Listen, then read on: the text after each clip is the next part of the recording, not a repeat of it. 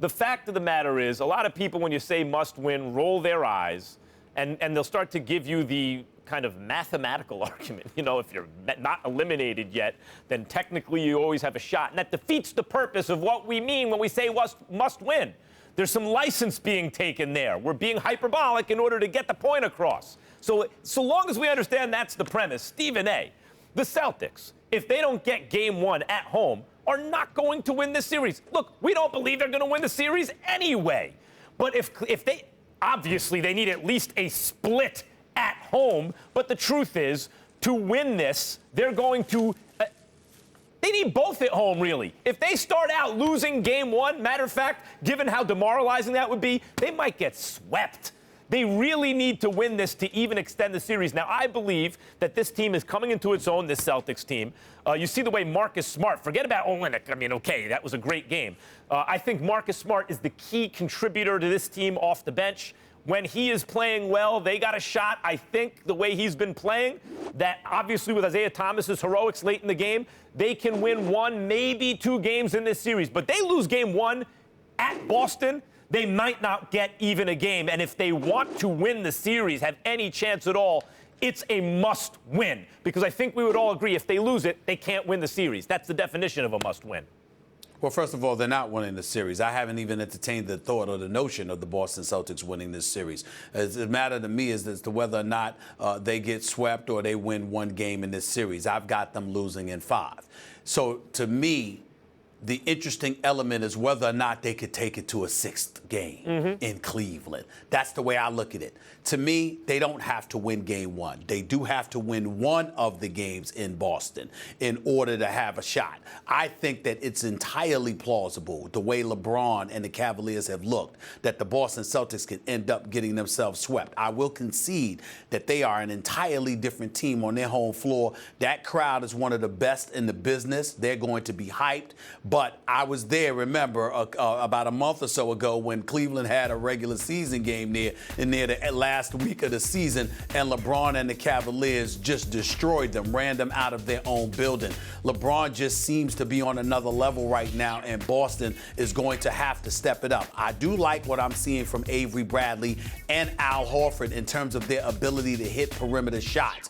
Kelly Olynyk and those boys, also, the reason why I bring up a name like that wasn't just because of how he played against Washington, Max, but it's also because I think that Boston is going to be allowed to play a physical brand of basketball. Somehow, some way, something tells me that things are going to get a bit testy, and they're going to allow Boston to be a bit more physical than they've allowed games than they've allowed to take place earlier throughout these playoffs. I just get the sense of that, and because of that, that makes me says, do you have to win game one? No, you do have to win one of the games, 1 or 2 in order. Yeah, you don't need to win game one. Swept. You don't need to win game one to make it a 5 or 6 game series, and we both agree it's about a 5 or 6 game series, something like that. I think it's 5. I think it's 5. And I think I just have a feeling like the Celtics might take it 6. They're feeling themselves right now.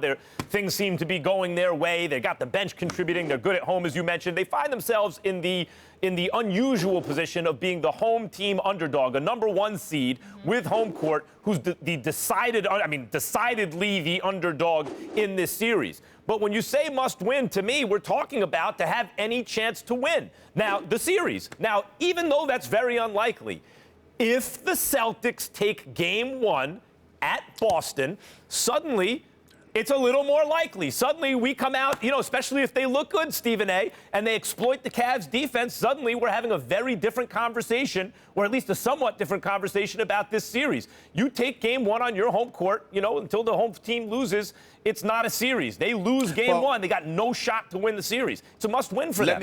Let me just take it to you this way. Here's what my experience is. The superior teams, even if they lose game 1, particularly after a considerable layoff, they can turn around in game 2 and just steamroll you.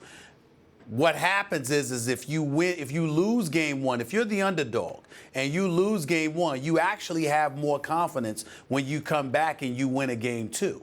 Because what happens is that team that was better than you, plus they were well rested and just steamrolled you in game one, somehow, some way you go back to the drawing board, you prepare, you come out and you fight and you win a game two that actually gives you more confidence before you go on the road against them, if you're able to pull that off. That's the way I was thinking about it. Well, I know that. Trust me, I get your point. But what I'm saying to you is I think they would have more confidence feeding off of a winning game two than if they were feeding off of a winning game one. The confidence aside, I just think that they need to take, think about the last time these teams met in Boston.